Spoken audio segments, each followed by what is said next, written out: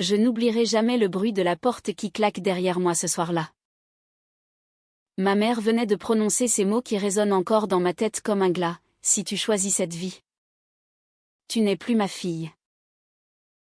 Et mon père, silencieux, avait simplement détourné le regard, laissant le vide parler pour lui. C'était en 2008, à Lyon, dans l'appartement bourgeois du quartier de la Croix-Rousse où j'avais grandi. J'avais 24 ans. Aurélie en avait 25. Nous nous aimions depuis 2 ans. En secret d'abord, puis de plus en plus ouvertement, jusqu'à ce que je commette l'erreur de tout avouer à mes parents lors d'un dîner de famille tendu. Je pensais qu'ils finiraient par comprendre. Je me trompais lourdement.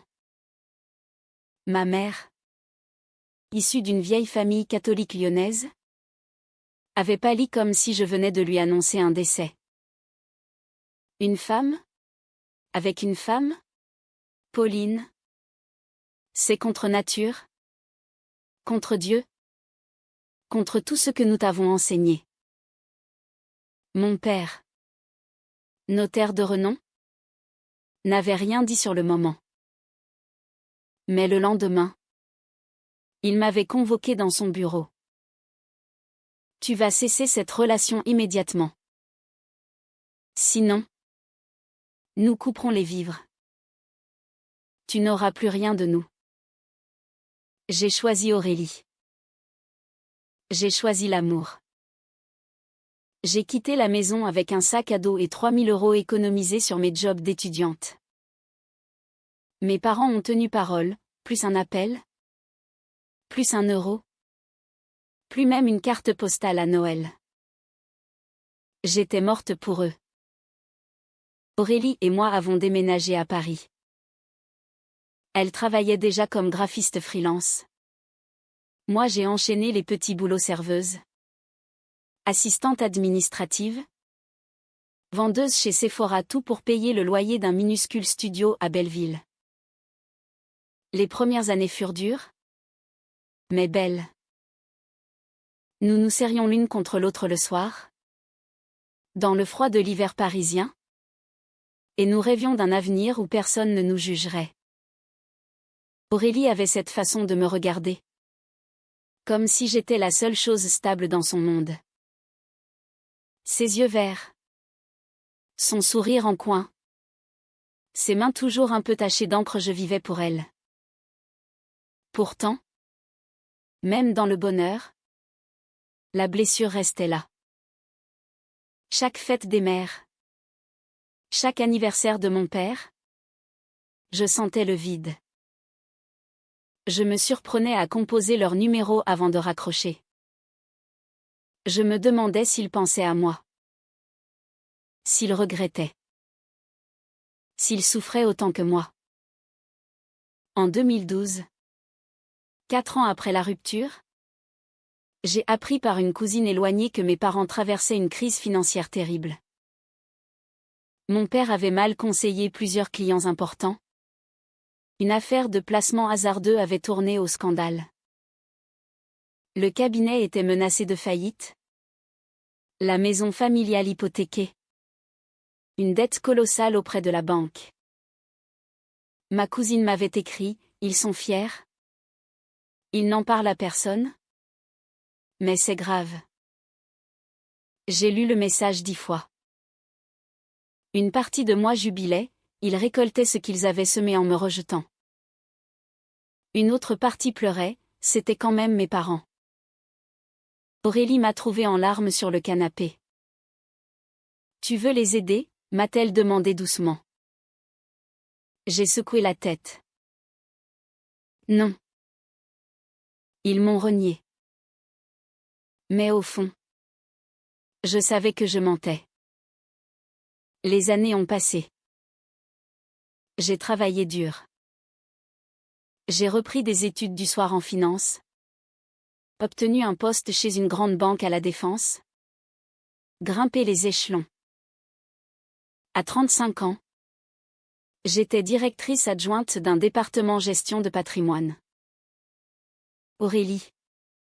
Elle avait monté sa propre agence de design et remportait des prix.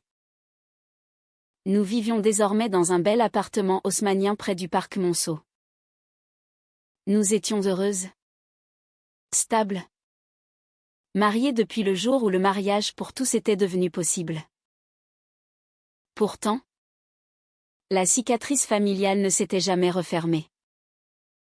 En 2023, 15 ans après mon départ, j'ai reçu un appel d'un notaire lyonnais. Mon père avait fait un infarctus. Il était vivant, mais faible. La maison allait être saisie dans 3 mois si la dette n'était pas réglée, 400 000 €. Le notaire, ancien collaborateur de mon père, avait retrouvé mes coordonnées.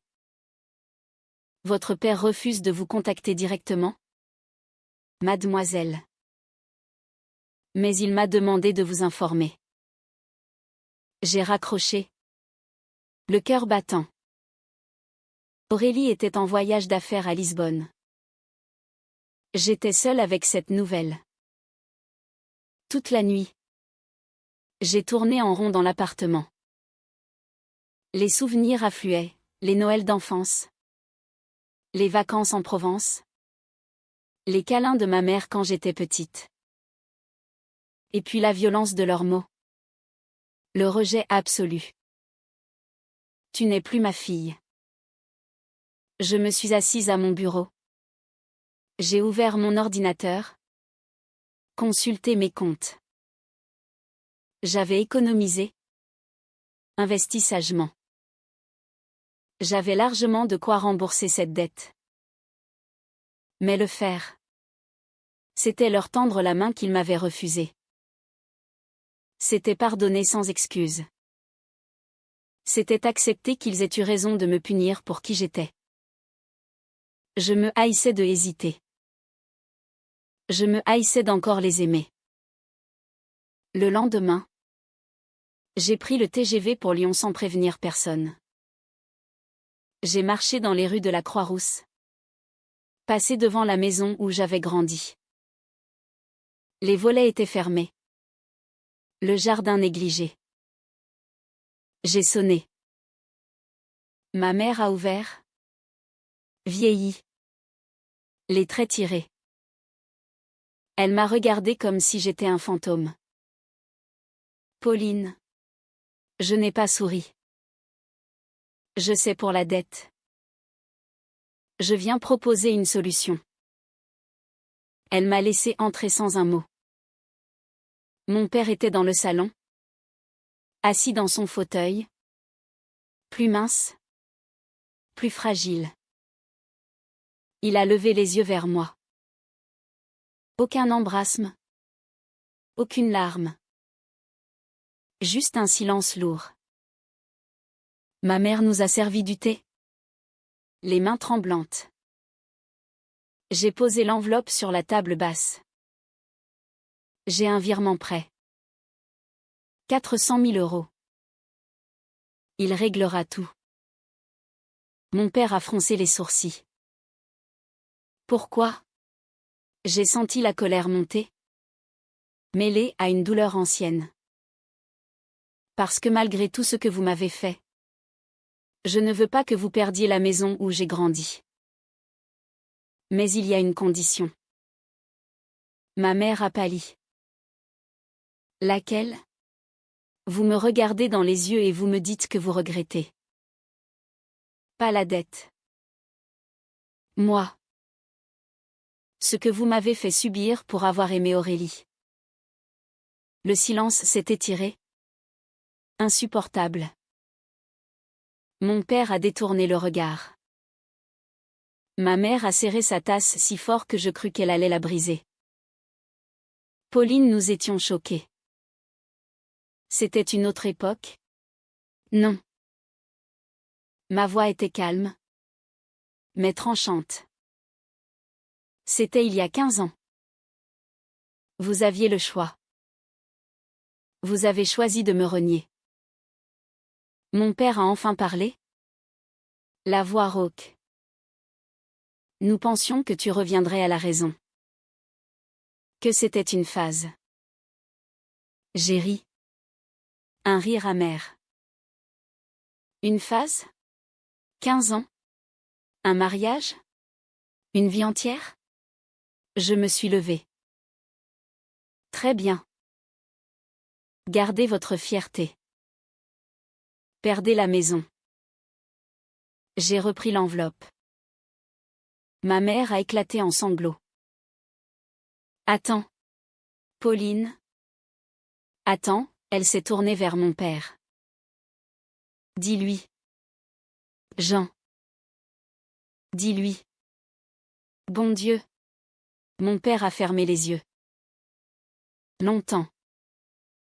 Puis il a murmuré, je regrette. Ce n'était pas assez. Mais c'était un début. Je suis restée debout. Le cœur en miettes. Plus fort. Et regardez-moi. Il a levé les yeux. Ils étaient humides.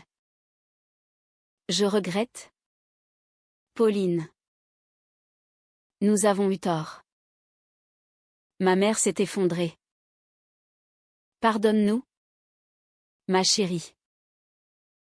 Nous avons eu si peur du quand dira-t-on nous avons été lâches. Je n'ai pas pleuré. Pas encore.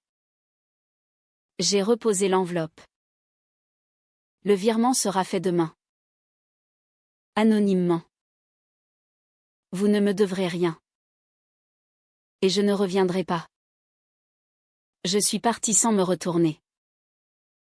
Dans le train du retour, les larmes ont enfin coulé. Aurélie m'attendait à la gare Montparnasse. Elle n'a rien dit. Elle m'a juste prise dans ses bras. Je tremblais. Des mois plus tard, j'ai reçu une lettre. Écriture de ma mère. Elle racontait comment la maison avait été sauvée. Comment mon père allait mieux. Comment ils parlaient enfin de moi avec fierté à leurs amis. Elle terminait par « Nous ne méritons pas ton pardon.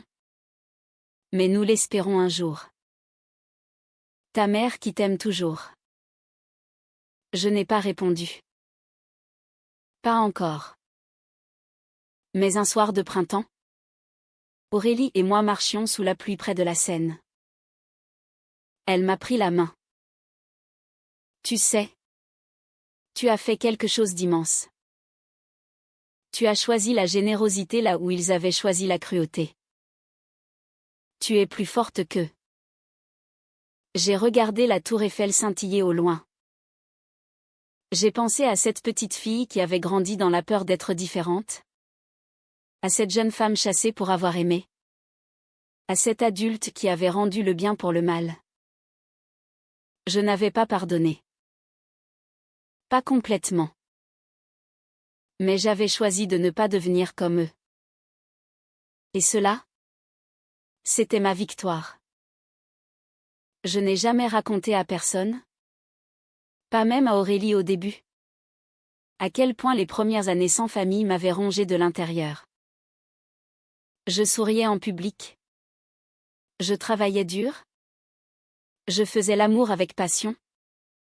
Mais la nuit, quand le silence tombait sur notre petit studio, je me recroquevillais et je pleurais sans bruit. Je me souviens d'un Noël particulièrement cruel. En 2010. Aurélie avait décoré notre 2 pièces avec des guirlandes bon marché et préparé un repas presque festif. Nous avions ouvert nos cadeaux à un livre pour elle.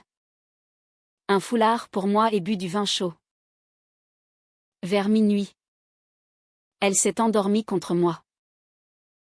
J'ai pris mon téléphone et j'ai composé le numéro de mes parents. Ça a sonné longtemps. Puis la voix de ma mère, « Allô ?» J'ai raccroché aussitôt. J'ai passé le reste de la nuit à fixer le plafond, me demandant si elle avait reconnu mon numéro. Si elle avait espéré que c'était moi. Le lendemain, Aurélie m'a trouvé les yeux rougis. Tu as mal dormi ? J'ai menti. Un peu. Elle n'a pas insisté. Elle savait, sans que je le dise, que la blessure était là. Béante. Elle avait ses propres cicatrices, son père l'avait accepté. Mais sa mère avait pris ses distances. Nous portions toutes les deux le poids du rejet partiel ou total. Au travail, je m'étais forgé une carapace. Dans la banque, j'étais Pauline la compétente, la froide, celle qui ne parlait jamais de sa vie privée. Je refusais les invitations à dîner avec les collègues mariés et leurs enfants. Je ne voulais pas expliquer pourquoi je vivais avec une femme. Pourquoi nous n'avions pas d'enfants? Pourquoi mes parents n'appelaient jamais? Un jour, en 2015, une collègue plus âgée, Claire, m'a prise à part après une réunion. Pauline, tu es brillante. Mais tu sembles toujours seule. Si tu as besoin de parler, je suis là. J'ai failli tout lui dire. Mais la peur du jugement m'a retenue. J'ai souri. Merci. Ça va. C'est Aurélie qui m'a sauvée. Encore et toujours. Elle avait ce don de lire en moi. Un soir où je rentrais épuisée et muette, elle m'a préparé un bain, allumé des bougies, et m'a forcé à m'asseoir. Parle-moi. J'ai craqué. Je lui ai tout raconté, les appels manqués, les nuits blanches, la haine que je me portais d'encore les aimer. Elle m'a écouté sans m'interrompre. Puis elle a dit simplement, tu as le droit d'être en colère. Et tu as le droit de les aimer quand même. Ce n'est pas une faiblesse. C'est être humaine. À partir de ce moment, j'ai commencé à aller mieux. Lentement. J'ai suivi une thérapie pendant 2 ans. J'ai appris à nommer la douleur, abandon, honte intériorisée, deuil d'une famille idéale. J'ai appris à ne plus me punir d'exister telle que j'étais. Et puis il y a eu cet autre secret, plus lourd encore, que je gardais même d'Aurélie pendant longtemps. En 2010, peu après notre installation à Paris, j'avais fait une fausse couche. Nous n'en avions parlé à personne, pas même à nos amis les plus proches. Nous avions décidé d'avoir un enfant. Par PMA à l'étranger, c'était encore illégal en France pour les couples de femmes. Le processus avait été coûteux, épuisant, humiliant. Et puis, à 12 semaines, plus de battements de cœur. Je m'en voulais terriblement. Je me disais que c'était une punition pour avoir défié mes parents, défié Dieu, défié la nature. Aurélie pleurait avec moi. Mais je me sentais seule dans ma culpabilité. Je n'ai jamais dit à mes parents que j'avais failli être mère. Ils n'auraient pas compris de toute façon. Quand j'ai appris leur crise financière en 2023, cette vieille douleur est revenue en force. Je me suis demandé si, en les sauvant, je cherchais à racheter quelque chose. À prouver que j'étais meilleure. Ou peut-être à refermer une boucle. Après ma visite à Lyon, je suis rentrée à Paris encore plus tourmentée. J'ai fait le virement comme promis. Mais anonymement. Via un compte professionnel. Quelques jours plus tard, le notaire m'a confirmé que la dette était éteinte. Mes parents n'ont jamais su officiellement que c'était moi. Mais je suis sûre qu'ils ont deviné. Un soir, Aurélie m'a demandé, « Tu regrettes ?» J'ai réfléchi longtemps. Non. Mais ça fait mal quand même. Elle m'a serré contre elle. Tu as fait preuve de grandeur. Il ne le mérite peut-être pas. Mais toi, tu le mérites. Pourtant, la lettre de ma mère m'a bouleversée plus que je ne voulais l'admettre. Je l'ai lue et relue. J'ai même commencé à écrire une réponse. Puis je l'ai déchirée. Trop tôt. L'été suivant, nous avons reçu une invitation. Une carte élégante, écrite de la main de ma mère, si un jour tu veux revenir, même pour un café, la porte sera ouverte. Sans condition. Signé de mes deux parents. J'ai montré la carte à Aurélie. Elle a froncé les sourcils. Tu vas y aller? J'ai haussé les épaules. Je ne sais pas. Au fond, je savais que j'irais. Pas tout de suite. Mais un jour. Parce que l'amour, même abîmé, même trahi, ne meurt pas complètement. Il se transforme. Il attend. L'automne arriva avec ses pluies froides et ses feuilles mortes qui tapissaient les trottoirs de Paris. Je marchais beaucoup. Seule. Pour penser. Aurélie me laissait de l'espace. Sentant que j'avais besoin de faire le tri dans cette tempête intérieure. Un jour, je me suis retrouvée devant la cathédrale Notre-Dame en travaux. Les échafaudages me rappelaient que même les choses brisées peuvent être reconstruites. J'ai pensé à mes parents. À leur maison sauvée. À leur silence qui durait encore. Je commençais à envisager de répondre à leurs lettres quand un événement inattendu bouleversa tout. Ma cousine Sophie, celle qui m'avait informée de leurs difficultés, m'appela un soir. Pauline, il faut que tu saches. Ta mère est malade. Cancer. Pancréas. Avancé. Le monde s'est arrêté. Je me suis assise par terre dans la cuisine. Le téléphone contre l'oreille. Sophie poursuivit, il n'en parle à presque personne. Elle refuse la chimio lourde. Elle dit qu'elle veut partir dignement. J'ai raccroché. Hébété. Aurélie est rentrée peu après et m'a trouvée prostrée. Je lui ai tout raconté. Elle m'a prise dans ses bras. Tu veux aller la voir? J'ai hoché la tête. Incapable de parler. 2 jours plus tard, j'étais dans le TGV. Direction Lyon. Cette fois, je n'avais prévenu personne. J'ai sonné à la porte. Le cœur cognant si fort que je crus qu'il allait exploser. C'est mon père qui a ouvert. Il m'a regardé. Stupéfait. Pauline, sa voix s'est brisée. Derrière lui. Ma mère apparut dans le couloir. Amaigrie. Un foulard sur la tête. Elle s'est figée. Puis elle a tendu les bras. Tremblante. Ma fille. Je suis entrée. Nous nous sommes embrassés maladroitement. Comme si nos corps avaient oublié comment faire.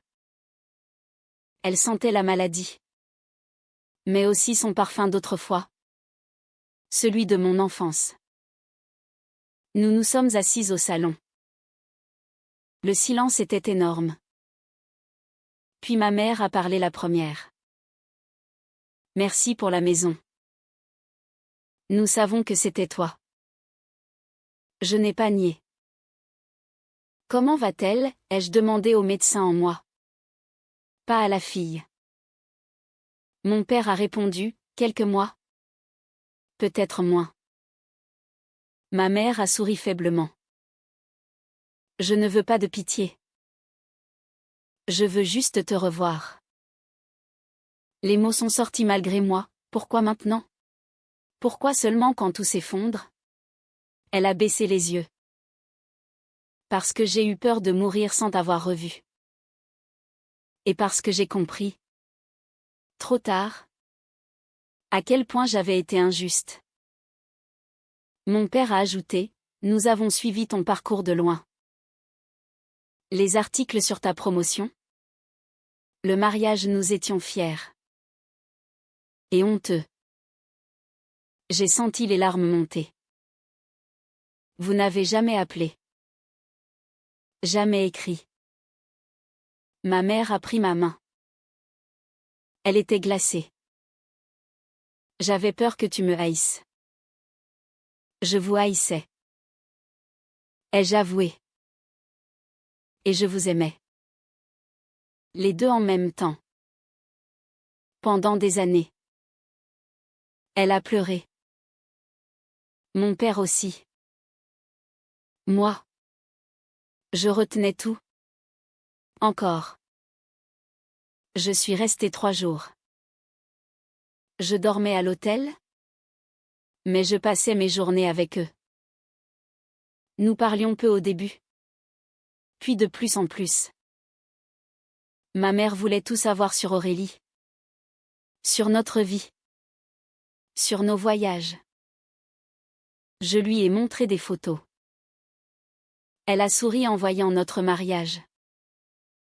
Elle est belle. Et elle te rend heureuse.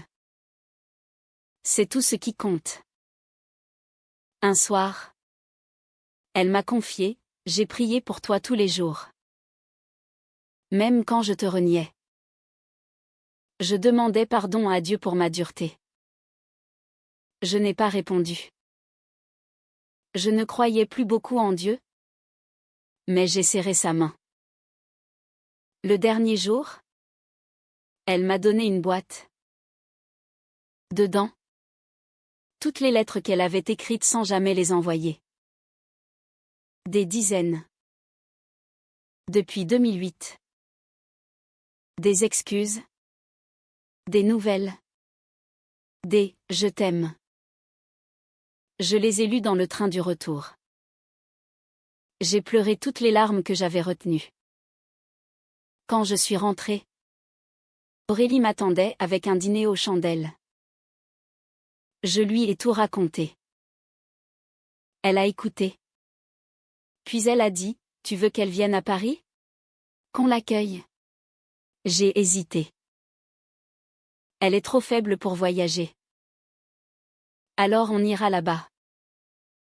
Ensemble. C'était une idée terrifiante. Présenter Aurélie à mes parents? Dans ces circonstances. Mais aussi nécessaire. Nous avons pris la décision. Un week-end prolongé. Nous avons chargé la voiture et roulé vers Lyon. Ma mère était plus faible encore. Alitée. Mais quand elle a vu Aurélie entrer dans la chambre, elle a souri comme je ne l'avais pas vue sourire depuis des années. Aurélie s'est assise au bord du lit. A pris sa main. Bonjour. Madame. Je suis Aurélie. Celle qui aime votre fille depuis toujours. Ma mère a ri doucement. Appelez-moi Françoise. Et merci de l'avoir rendue heureuse quand nous n'avons pas su le faire. Mon père. Dans l'encadrement de la porte, avait les larmes aux yeux. Ce week-end fut étrange. Intense. Presque irréel. Nous avons dîné tous les 4. Nous avons ri. Pleuré. Parlé de tout et de rien. Ma mère a demandé pardon à Aurélie aussi. Aurélie l'a accepté avec une grâce qui m'a émue aux larmes. Le dimanche soir, avant de partir, ma mère m'a prise à part. Je vais partir bientôt. Mais je pars en paix maintenant. Grâce à toi.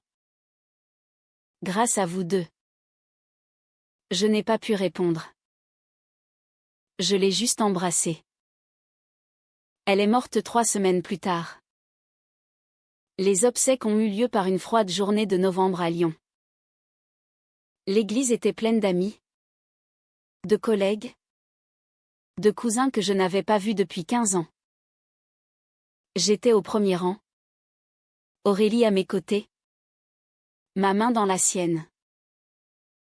Mon père, brisé, m'a demandé de lire un texte. J'ai accepté. J'ai choisi un poème de Verlaine sur le pardon et le temps qui efface les blessures. Ma voix tremblait. Mais je suis allée jusqu'au bout. Après la cérémonie. Au cimetière. Sous une pluie fine. Mon père m'a prise dans ses bras pour la première fois depuis mon départ. Merci d'être venu. Merci pour tout. Je n'ai rien dit. Je l'ai juste serré en retour. Les mois qui suivirent furent un long travail de deuil. Mon père vendit la grande maison et s'installa dans un appartement plus petit. Il appelait régulièrement. Il voulait reconstruire? Doucement. Un jour, il m'invita à déjeuner. Seul. Nous nous sommes retrouvés dans un bistrot lyonnais. Il a commencé par s'excuser longuement. Sans détour. J'ai été un père indigne. J'ai laissé ma peur et mon orgueil passer avant toi. Je l'ai écouté. Puis j'ai parlé à mon tour. Je lui ai raconté la fausse couche. Les nuits de solitude. La haine et l'amour mêlés. Il a pleuré. Je suis désolée. Ma chérie. Tellement désolée. Nous avons décidé de nous revoir. Petit à petit. Des déjeuners. Puis des week-ends. Aurélie venait parfois. Mon père apprenait à la connaître. À l'apprécier. Il disait souvent, vous formez un beau couple.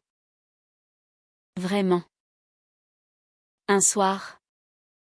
Il m'a confié qu'il avait écrit une lettre à publier dans le journal local après sa mort. Il était réaliste sur sa santé fragile.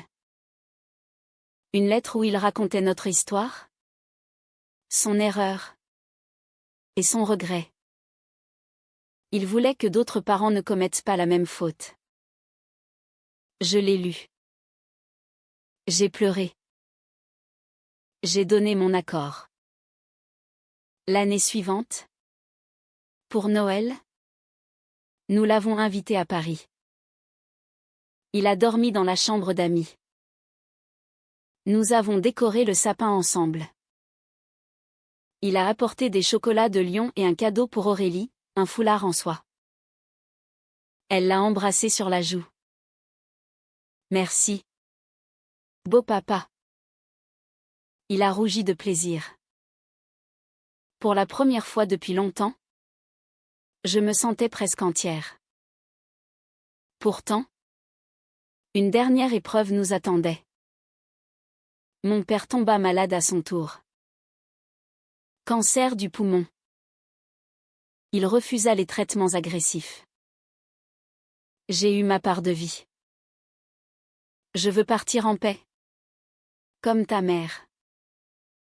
Il vécut encore 18 mois. Nous allions le voir souvent. Il passait ses journées à lire, à écrire ses mémoires, à nous parler. Un après-midi d'été, il me demanda de venir seul. Il était très faible. Il m'a pris la main. Pauline, je veux que tu saches que tu es la plus grande fierté de ma vie. Pas malgré qui tu es.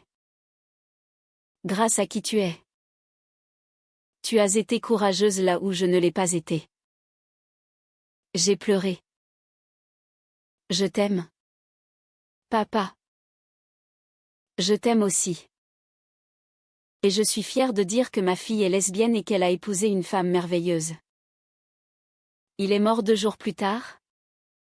Paisiblement. Après ses obsèques, la lettre fut publiée. Elle fit le tour des réseaux, des journaux. Des parents en conflit avec leurs enfants LGBT écrivirent à la rédaction. Certains changèrent d'avis. D'autres non.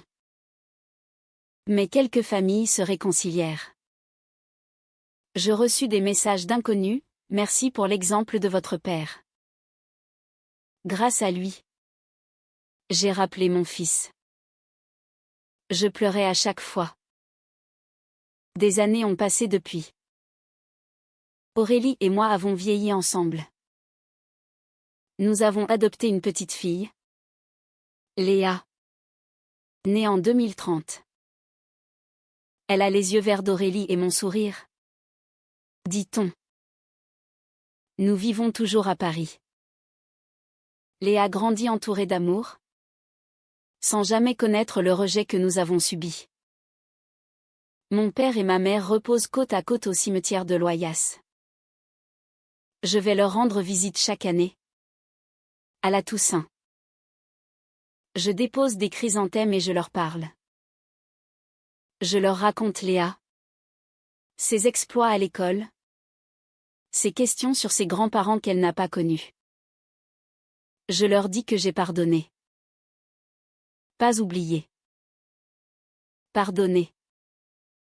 Un jour, Léa m'a demandé: pourquoi mamie et papy ne sont pas venus nous voir quand tu étais petite? J'ai réfléchi.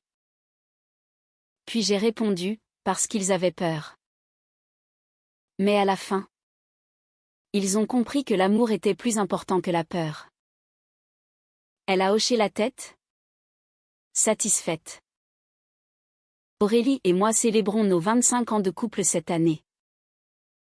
Nous renouvellerons nos vœux dans un petit château en Bourgogne, entouré d'amis et de Léa qui portera les alliances. Je regarde parfois en arrière et je mesure le chemin. De la porte qui claque à Lyon en 2008 à ce bonheur calme et profond aujourd'hui. J'ai été désapprouvée, reniée, brisée. J'ai haï, aimé, pardonné. J'ai remboursé une dette financière, mais surtout une dette d'humanité. Et aujourd'hui, je sais que l'amour gagne toujours. Pas facilement. Pas sans larmes ni cicatrices. Mais il gagne. Quand je prends Aurélie dans mes bras le soir, quand Léa se blottit entre nous pour une histoire, je sens une paix immense m'envahir. Je ne suis plus la jeune femme chassée de chez elle. Je suis Pauline, épouse d'Aurélie, mère de Léa, fille de parents imparfaits mais repentis. Je suis entière. Et c'est la plus belle revanche.